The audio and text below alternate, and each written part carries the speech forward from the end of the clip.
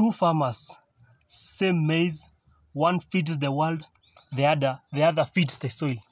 Same crop, different future. Let me show you how the difference between the two.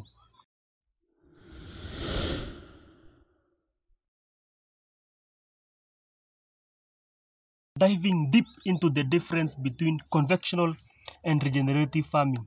If you have ever wondered why one field keeps drying and another keeps thriving, here is your answer, best answer. Conventional farming. Number one, it focuses on maximizing yield today, not soil health for tomorrow. Number two, conventional farming uses heavy fertilizers, pesticide and tilling. Number three, the soil loses its structure, life and nutrients over time. Number four, it's like feeding your plants junk food. They grow fast but the land gets weak. That's conventional farming.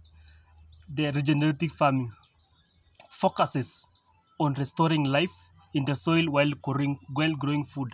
Number two, it uses compost, cover crops, trees, and grazing animals to bring balance back to the farm. Number three, builds carbon, holds water, and supports biodiversity. It's like giving your land a long-term health plan, not just a one-time energy drink. That's the difference between conventional farming and regenerating farming. See the difference between the two.